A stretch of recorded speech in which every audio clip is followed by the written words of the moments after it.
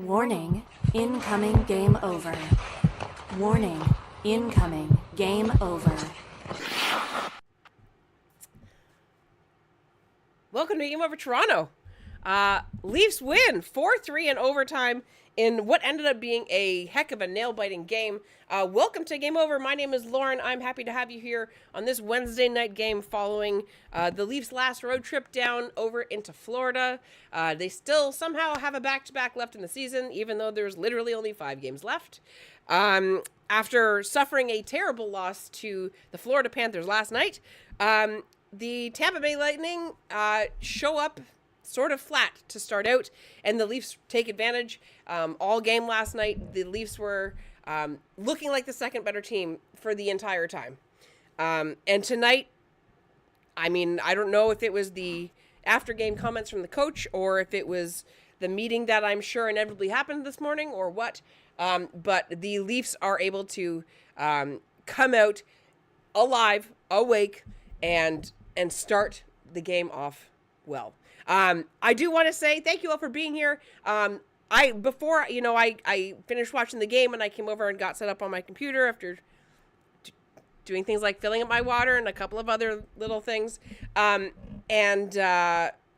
And I looked in the chat and it was already pumping. So thank you for being here. If you could hit like, if you could hit subscribe, it would make this stream all the better. But let's get right into it. Like I said, if you're just joining, welcome. My name is Lauren. This is Game Over Toronto. This is our post-game show that we have for the Toronto Maple Leafs. And tonight we are celebrating a big win. Actually putting the Leafs up at 100 points on the season and continuing to lead the Atlantic, thankfully. Like I said, they did not play well last night against the Panthers. We're not going to talk about that game very much. We're going to talk about this game, but very big juxtaposition between last night's game and tonight's game in terms of how the Leafs showed up right out of the gate, playing with a lot of speed, with a lot of foresight, with a lot of good reads. It was a really nice start to the game. Now, the first thing that happens, obviously, is the noticeable change that Calle Jarnkrok is up on the left-hand side with John Tavares and William Nylander, and Bobby McMann essentially gets switched out to the third line. But that isn't even the most exciting thing that happens in the first 90 seconds of the game. A minute and 13 seconds in, Marner gets an unbelievable pass. The Leafs get it into the Tampa zone. It comes back to the line. It's saved and held in. Sort of a last-second pass up to Marner, and he's right in the slot. Bing, bang, boom. He beats Hedman, and then blocker side high over Vasilevsky. 1 shot, 1 goal. Great start to the game. There was a number of 2-on-1s that happened really early. Bobby McMann and Max Domi had a really good 2-on-1 and aren't able to bury that. And a couple of minutes later, Matthew Knies puts the Leafs up by 2 on a really nice rebound. Essentially, Marner holds the zone. Austin Matthews gets a shot, and Matthew Knies is exactly where he loves to be at Amalie Arena, and actually buries it. 2 goals on 4 shots. Again, just an unbelievable start to the game. After that, Tavares took a tripping penalty. Stoli made some unbelievable saves, and after a while, after a couple minutes, after, the Leafs get all the momentum, Tampa's cranking away. There was a number of shots that they made that if they're half an inch over the other way, then the game is probably tied before the end of the first period. But they managed to get one back, Nick Perbix, with a minute and 2 to go. Stoli is just screened really badly by Brandon Carlo. He never even sees it. They score. Going into the second, and then that's the first period. The second period, not a lot. There was no scoring that happened. There was only the 1 penalty. Tampa was significantly more awake in the second period than they were in the first. And then in the third period, sort of the wheels basically metaphorically came off the wagon. The end of the power play, Oliver Bjorkstrand ends up scoring. Hedman does a really nice pass to Kucherov, who just one time passes it right to the slot. Bing, bang, boom. Tic-tac-toe right into the middle. 50 seconds in, just barely squeaking in a power play goal and tying the game 50 seconds into the third period. There was a double minor that happened basically right after that happened, where John Tavares was high-sticked by Lilleberg. Knies gets a really good opportunity, can't bury it, and then ends up actually putting the Leafs back up on top. Marner makes a really nice shot. There's a rebound, and Knies is, again, basically the same position, just within a couple feet of the net. Right place, right time, great read. with 17 minutes to go. And then the 4-on-4 happened. There was 26 seconds of 4-on-4. The Knies penalty, it gets killed off. The Leafs were really starting to buzz again. And then as the game went on, as the third period went on, it got scrappier and scrappier and scrappier. Bobby McMahon ends up fighting Braden Point, which is the world's most unexpected fight. And then Nick Robertson ends up essentially getting a sacrificial penalty against him. Allegedly, it was a cross-check. They reviewed the footage. He did nothing.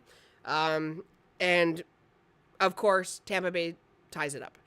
Victor Hedman gets a really nice pass to the blue line, skates it up, and Brandon Hagel, again, Tampa with an unbelievable screen.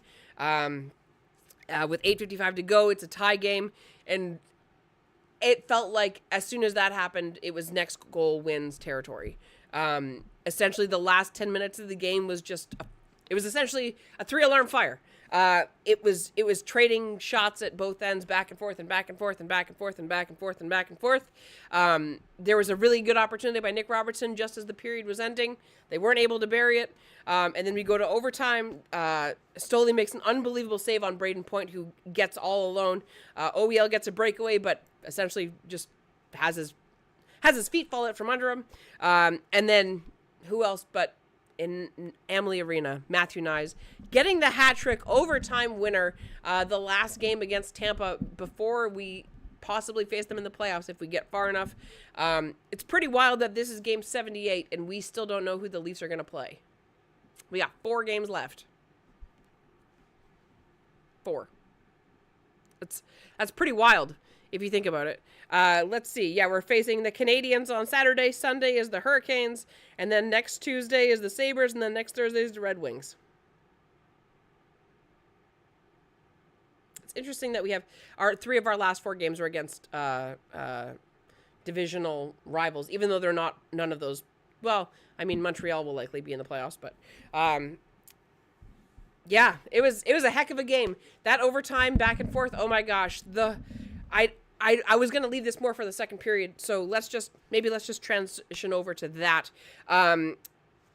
Let's do that really quickly before I move over into the second period. Now that we've done a little bit of a game recap, if you could hit like right down here, if you could hit subscribe right down here, if you could hit the bell so you are notified when we go live. Like I said, we do go live after every single Leafs game. We will be live every game they go in the playoffs, whether it's into the first round, second round, or if they make it all the way to the final. Wouldn't that be nice?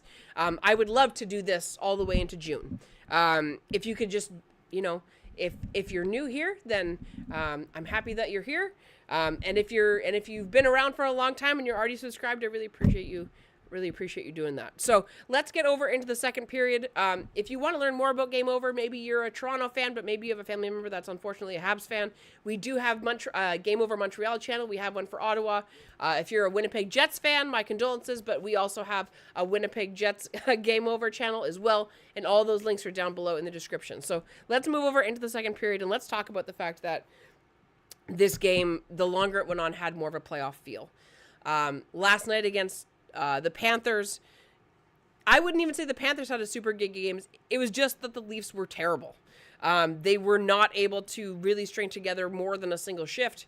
They essentially struggled through the entire game last night and just looked like a dead team, which is concerning considering they hadn't played in several days. Obviously, there's travel down to Florida, etc., but tonight is a lot more of the kind of game that we expect out of the Leafs this close to the playoffs. Most teams in general, when it gets close to the playoffs, you expect them to sort of ramp up the aggression and the effort and the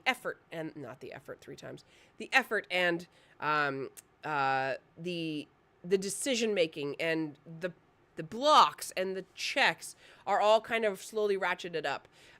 Even just last week, it was, reported that Max Domi and Brandon Carlo got into a bit of a tussle at practice, and there was lots of people that tried to make something out of nothing there, but the reality is most teams and most individuals that play on a team, if you're a professional athlete, then you are more than likely a very highly competitive individual, and it's natural for things to ramp up a little bit. Now, obviously, that all got resolved, and tonight the Leafs were sort of doing a really good job sticking up for each other and themselves, especially late into that third period. Early in the game, in the first period, the defense was doing a very good job in front of the net. Stoli looked very set. He was making a lot of really good saves. There was not a lot of rebounds. He was tracking the puck well.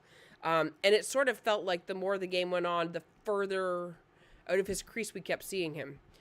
There was that one play in at the very end of the third period in overtime that he was like 4 feet away from his net and didn't know where the puck was. So looking at how our goalies have played in the last couple of games, you know, we all kind of hoped that they would continue to be as good as they are and maybe even get a little bit better this close to the playoffs. Both of our goalies have had a couple tough games. Now, Joseph Woll was still very good last night, but, you know, it's impossible to win against Florida if you only score one goal. And tonight, Anthony Stolarz did make a couple of unbelievable saves. I'm going to imagine he's going to pull a Marc-Andre Fleury and definitely thank his goalposts after that. I'm really quickly just going to take a quick look in the chat here to see what's going on. Oh, my gosh. Thank you for being here. Look at the chat is absolutely bumping right now. This is awesome. Terry, welcome back, Terry. The OT goal was a thing of beauty. Yeah. That third period, and again, the more the game went on, the more it really felt like a playoff game. I mean, it stands to reason that, you know, essentially less than 10 days away from when the playoffs are actually going to start, that is the vibe that's happening. I know last night against the Panthers, there was only a couple of penalties called. The Leafs, essentially, for the last couple of games, have only really been getting a penalty here, a penalty there. I think they only had like 7 power plays in their last 5 games before tonight. And I don't know what was up with the referees tonight, but there was some serious play call, some serious makeup calls. There were obviously things that were missed on both sides. There was a number of penalties that probably could have been called against the Leafs that weren't, that caused a ruckus in the Tampa stands. It's nice to see the Leafs really sort of ratcheting up towards the playoffs here. Oh, we're talking about offer sheets in the chat. Man, when the Flames offer sheet Knies and sign Mitch, oh my gosh. Conrad, thank you for being here, Conrad. Welcome to Game Over Toronto. Man, when the Leafs offer sheet Matthew Knies and sign Mitch. Okay, I'm going to talk about that in the third period. We're not there yet. I'm just trying to talk about how much of a game this was. Tampa was unbelievable tonight.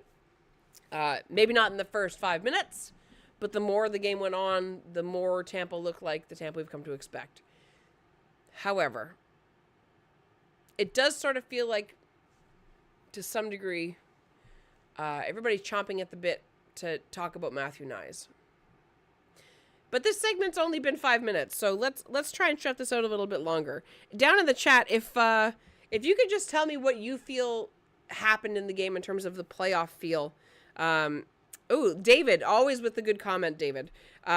Yes, the Leafs may be playing tune-up games for the postseason, but their defensive awareness needs a massive improvement that I see is unlikely to come. Whether that means the Leafs win a 2025 playoff round series is to be determined. That said, I still predict the Leafs will lose their first-round series regardless of opponent, whether the big question it'll be because the scoring isn't there, defensive awareness isn't there, or it's just some combo. Last postseason, the Winnipeg Jets allowed at least 5 goals in each game and ended the postseason with the worst average goals allowed / game amongst those teams. That's qualified for playoff action. Yeah. I definitely know what you're talking about regarding the Jets last year. I don't think that the Leafs are that bad. Obviously, you know, they do have Philippe Myers up in the lineup. He was pretty okay tonight. I didn't think that he really made any egregious or bad plays or reads. Nothing compared to what Morgan Riley did last night in terms of that really bad giveaway. I saw also Luke Venables in the chat. Welcome back, Luke, as always. Thank you for being here. The hockey fan of me loved it. The Leafs fan of me needs a drink. Yeah, I feel that deep in my soul. Matthew in the chat. I was noticing Benoit, but I didn't notice Myers. If Jake comes back for the playoffs, I want to see OEL Myers third pair. That's not a bad idea. I mean, Simone Benoit has he at least takes a shot. Even tonight, he actually gained the zone and put a shot on goal, which is not something that most of the Leafs defensemen do. It'll be interesting to see who replaces Jake McKay, or who comes out of the lineup when Jake comes back. Obviously, he was going to be held out for last night's game and tonight's game at least. If I'm being totally honest, I would be willing to sit him I would maybe sit him an extra 2 games and then sit 10 of the last 2 games of the season. Just so that we know that our most important defensemen are 100% going into April 19th, the day after Good Friday. Terry in the chat again. Leafs will need production from the bottom lines. Yeah, absolutely. Scratch Nicky Bobby the last game of the season and every other game to keep the offensive going. Yes, Matthew. I actually said that in the thing on Saturday.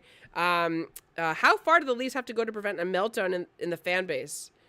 Oh, Armonia, I'm gonna actually answer that question in the overtime period because that's a really good question. So let's listen. Conrad was already chomping at the bit to talk about Matthew Knies. So let's talk about that. Before we do that, really quickly, I just want to tell you a little bit about Game Over. If you are new here, sorry, I'm just making a note here. One of the good things about Game Over is that we are an independently run business. Andrew Berkshire, who is the person that came up with Game Over as a concept several years ago, obviously we were with another company for a long time, and then last year we sort of relaunched and revamped in the playoffs, and then had a full rebranding over the summer and have come back and now have an individual YouTube channel for every Canadian NHL market team.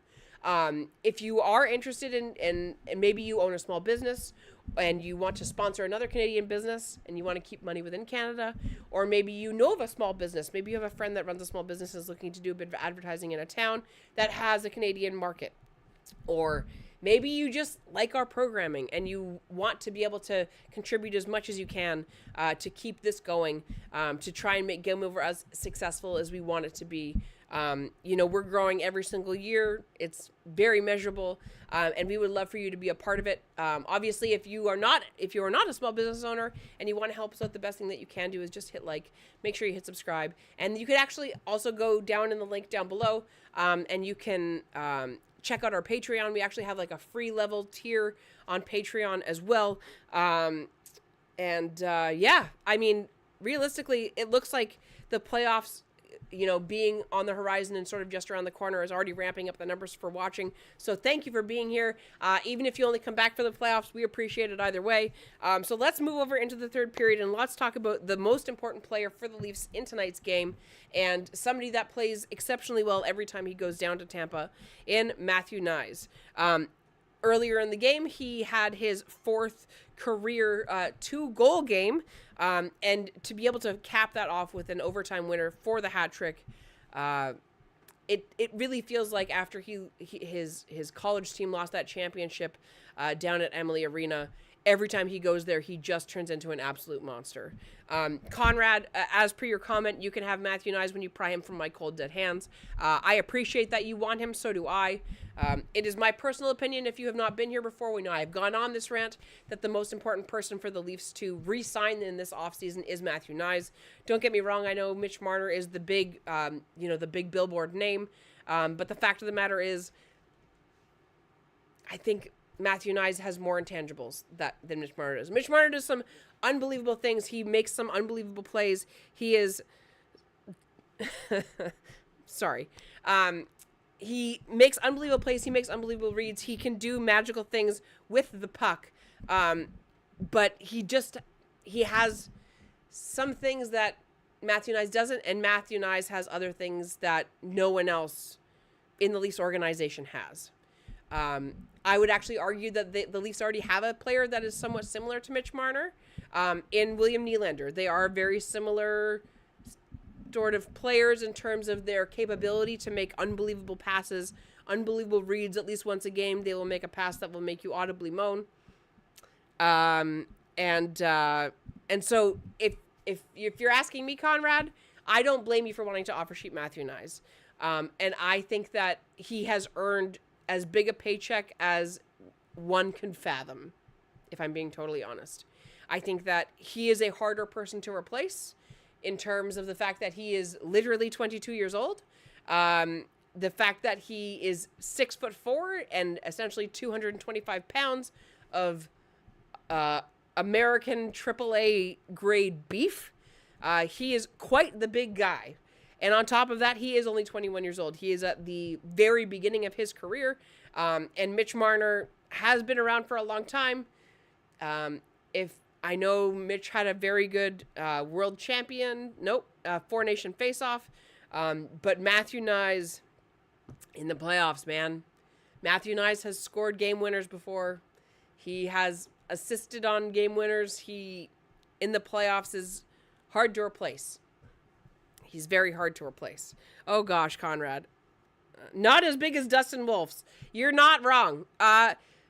Since you brought it up, what do you, and I'll answer, we'll get to this in overtime, Conrad. What do you think Dustin Wolf's ask is going to be? Just because, first of all, thank you for being here again. I'm just checking the chat here. I'm going to completely watch this game again and see where the Leafs could have improved. That's a good idea, Terry. Executing on scoring chances may not have been the greatest for the Leafs against the Bolts, but no less troubling was their lack of defensive awareness.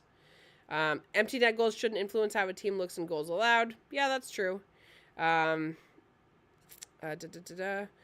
should not be playing the last couple minutes of a period or overtime. Really? You really feel that strongly about it? I think I don't disagree with you. The fact of the matter is, usually in overtime, Jake McCabe has been starting for the last, I think at least the month of the season when we've had any overtimes. Jake McCabe has been the defenseman that is on the ice to start. It's not more than Morgan Riley, because I think that they actually like that Jake McCabe is able to provide a little bit more on the defensive side than Morgan Riley does, while still being able to set up really nice plays, really nice passes. But unfortunately, he's still off injured. But I like your idea there, Matthew. Knies will be good regardless of will be good value regardless of what his contract is. Yes, Armonia, I could not agree more. I think that if he wants $9 million, if you want my honest opinion, I think whenever the Leafs finish in the playoffs, they go to Austin Matthews. They go to Matthew Knies' agent, and they slide over a blank check, and they say, so how much will it take to get you here, essentially another 8 years? Now, here is the thing, okay? Is the smart thing to sign Matthew Knies to a full 8-year contract? Because you are walking him to free agency, if that's the case. Or do you sign him to like a 5-year bridge deal so that he's still a controlled RFA at the end of that contract? It means that he can't just go off and negotiate with other teams. It would maybe do better to guarantee his long-term staying here. But that's all sort of up in the air. It will be really interesting to see how all of this pans out whenever the Leafs do end up if they win the Stanley Cup, I don't think any of us are really caring what Matthew Knies makes. Like I said, there's been lots of moments where Mitch Marner has been great in the playoffs. But if I'm being totally honest, I think the bigger moments have happened with Matthew Knies. I think that there is a better possibility for him to turn into a player that is one of a kind. Don't get me wrong, I know Mitch is unbelievable. There's a reason his nickname is Magic. The fact of the matter is, though, the number of power forwards of Matthew Knies' size, speed, skating, his reads, just his playability, his ability to play with top-tier superstar players, like not even just elite, actual superstar level players. I don't know. I can't think of another left winger in the league that I think would be a better fit to be on a line with Austin Matthews. And if you have somebody, then by all means tell me that I'm wrong. Because I can't think of anything. Now, that might just be for other reasons, because it's a little bit distracted tonight with the game, but I can't think of any other left wingers that have that ability to play with Austin Matthews. The fact of the matter is, if heaven forbid Mitch Marner walks, William Nylander takes his place. That's the fact. I don't think that, we can't even decide who's on the left wing of the second line. What are we going to do if Matthew Knies leaves too? There's no internal solution to replace Matthew Knies. There is not. 9.25 by 9, but that's the 9.92 by 9. Conrad, you can't sign people to 9 million to 9 years anymore. That's illegal. But it's the Flames and the Wolfpack, the trend of not signing goalies long term. Well, at least you don't have Trey Living there to make that mistake anymore. Terry in the chat. The one thing I'd like the Leafs to do is screen the opposing goalie, make it difficult for them. Yes, that is absolutely something that the Leafs need to be better at. Tonight, 2 of the goals that end up tying the game are because Anthony Stolarz gets screened.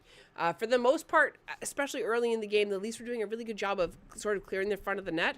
And as the game went on, they got, like David said in the chat, it got harder and harder, and the defense kind of fell apart. Now, one thing that the Leafs did do really well tonight that I do want to give them a little bit of kudos for is the fact that they were able to block so many shots. Simone Benoit, Morgan Riley, I think, blocked more shots tonight than he has in any other game so far this season.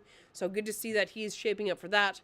At the same time, is it so important to block goals in Game 78 when you're already in the playoffs? Don't get me wrong, I like a good shot block, but can't you do with one less bruise for another couple weeks? You'll have plenty in 2 weeks, that's for sure. But yeah, music for Al, 5-year bridge. Al, you and I are on the same page. We talked about that at work the other day. We can renegotiate at that time with a little bit of buffer. Yeah, for sure. Who knows? I mean, we know that the salary cap is going to be up significantly. It's going to jump essentially the next 3 years. Boom, boom, boom. 5 years from now, it could well be over $110 million, at which point you could sign him to a crazy big deal.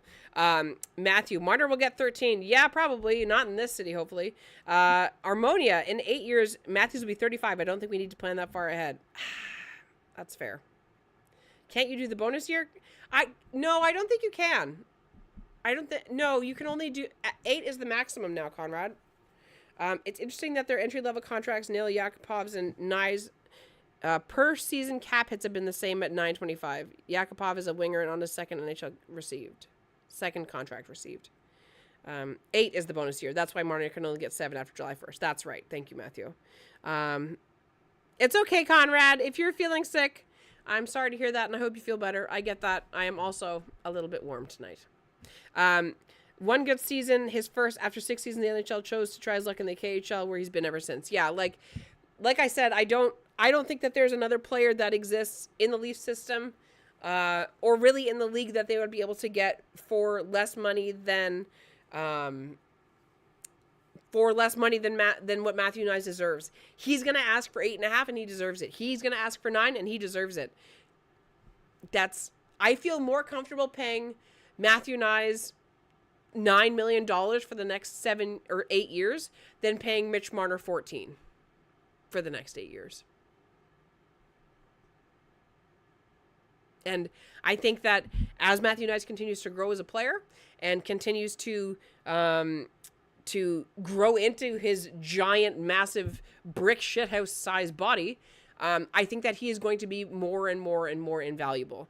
I actually see down here, Terry down in the chat, I want Marchand and Ehlers over Marner. Yeah, I would take either of those guys. I mean, don't get me wrong. I know Marchand is on the wrong side of 35, but he looks pretty good on Florida right now. And I don't know that he would ever come to Toronto, but it would be hella weird to cheer for that guy more than just when he wears a Canada jersey. That's hard enough. Nikolai Ehlers, though, that's an interesting concept. I could see that. I actually really like Nikolai Ehlers as a player. Despite the fact that, things sort of went off and on with the Jets a couple years ago, Nikolai Ehlers continues to be one of the best right wingers in the entire league. And I think he also is a UFA as of July 1st. It'll be interesting to see how deep the Jets go into the playoffs. I don't know. I'm not going to lie. I don't really follow the Jets that closely. But I know that the cap's going after everybody. So it'll be interesting to see if his ask goes up as well. Terry, Knies is a machine. Absolutely. I want Bennett back in Calgary. Also to get him out of your hair. That would be great. I actually wouldn't mind Sam Bennett on the Leafs, but I don't think I would be willing to pay him the $9 million that I would be willing to pay him Matthew Knies. For a couple of reasons. Primarily age. That's a big part of it. I think Matthew Knies is very has a lot. I don't know. That's tough. Because earlier in the season, I actually wanted Sam Bennett so badly, especially in that after the Four Nations. Like, he was just unbelievable for the Leafs there. Not the Leafs. I mean, they did have a Maple Leaf. That's sort of half right. Sam Bennett was very good in the Four Nations, but I do think that Matthew Knies is more important in terms of who you sign. Knies may be a second rounder, but he's easily getting outperformed Yakupov with the latter winger having been picked first overall. The other thing, too, is everybody that has gone back and looked at Matthew Knies now, if they were to go back and redo that draft with the knowledge of where he goes and how good he becomes, he easily goes within the top 10. I would even say the top 5 just because of the potential upswing. Bennett as Leafs 2C next year. Point guard. You want Bennett as the Leafs second C next year? So where does that end up Tavares?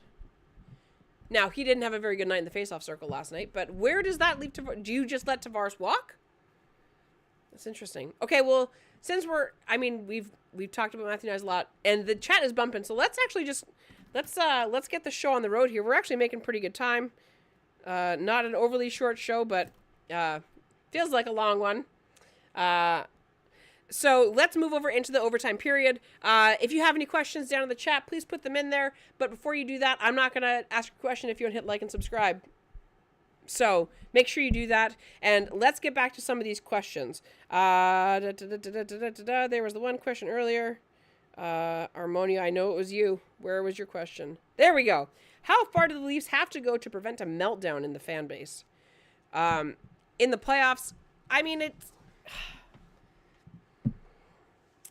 If the Leafs don't make the second round this year, I think that shit's going to get real. I think that if the Leafs lose in the first round, if they don't get a sniff of the second round, I think that Shanahan is gone. I think that Marner is gone, depending on how that goes. I could see a lot of big changes. I don't think Treliving would go. I don't think that they would fire Berube this fast. I guess it depends, though. It sort of depends on how they lose. If they end up going on a deeper playoff run. I forgot what I was saying. Yes, I think in order for the Leafs to be considered successful, if they win the division, there's no reason they shouldn't be able to make it, at least make it close in the second round, like to winning the series. I'm talking, I don't want a gentleman's sweep where they win one and then they get, absolutely trucked like they did a couple of years ago.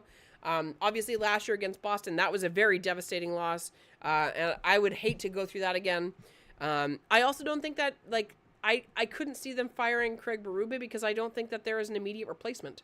Now, having said that, let's say that the Leafs face the Panthers in the first round or the Sens, and Tampa goes off and faces another team, and Tampa loses in the first round, and they fire John Cooper.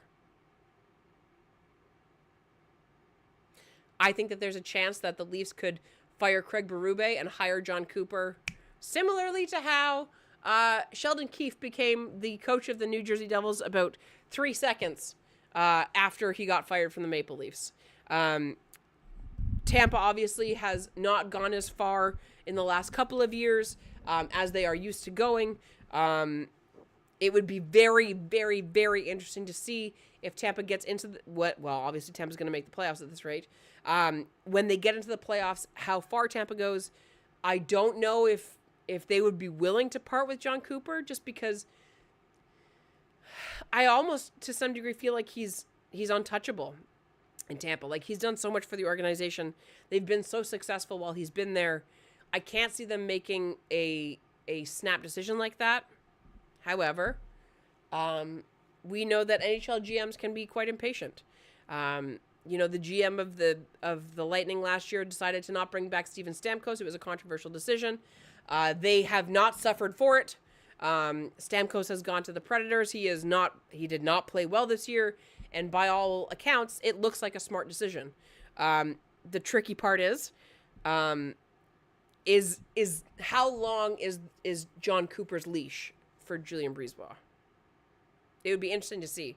I think that's the only way that I see the Leafs firing Berube. But the long-winded answer to your very short question is I think that they need to make it, they need to make it to the second round, and they need to make it far. It cannot be we lost in 4 or 5. I think even 6 would be tough. But I think that the difference between them not being miserable and Leafs fans being happy, if you make it to the Eastern Conference Final, then Leaf fans are pretty happy. And I don't think anybody gets fired because it's improvement. Thank you for the excellent question. Thank you so much. Knies got the belt. Pretends to be shocked. Thank you, Luke. Appreciate that. Do you think patches should be put in if he can't play before the playoffs? No. Not unless an injury happens. I would even go so far as to say I would rather have Alex Steeves in the lineup than Max Pacioretty, because he's played better, and more recently. Overtime question, game over Calgary. Costco is reintroducing the Montreal smoked meat sandwich. What will the team meal? Will that become the team meal for teams going to face the Canucks? I don't know. Maybe. I don't know if they would be able to deal with that much. They might just take a nap if you feed them all smoked meat sandwiches. Allegedly, the Flames signed Lomberg to attract Bennett back. We'll see. I don't know if he would actually go back, though. The music for Al. Thank you again, Al, for being here as always. Refs are in playoff mode right now. Poor calls when nothing happened and missed calls that they check their 8-ball mood rings for. Correct answer. Yeah, I totally agree. That Nick Robertson penalty makes no sense. Nothing happened. There were a number of cross checks that did happen on the ice, and none of them involved Nick Robertson. So I don't get that either. Do you think they should switch in who's not performing well with Pontus Holmberg while with alternating Nicky Bobby? Yes. Pontus Holmberg had a couple of nice sort of drives to the net and attempts, but his shot is about as good as mine, and that's not saying much. Do you think the Leafs rested yesterday to keep the Panthers above the Sens?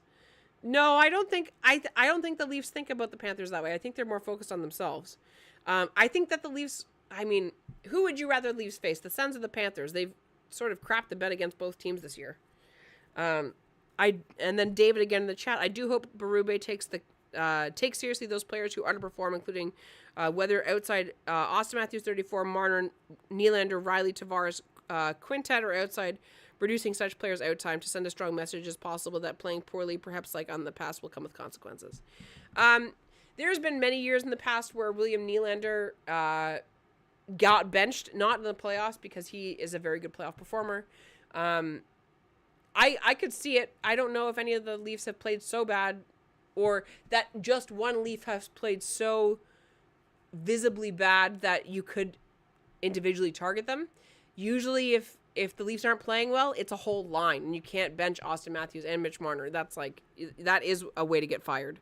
I thought, where'd you go? Luke Venables, of course. I thought Robbie served on behalf of McMahon because McMahon got 2 for cross-checking. That could be it. There will be no consequences for the top many players. Yeah, I agree. Wow, this was such a good show.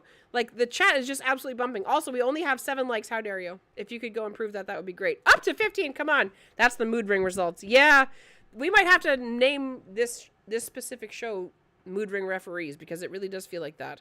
There will be no consequences for the top money players other than an early playoff exit. Yeah, and we know that Austin Matthews loves tennis.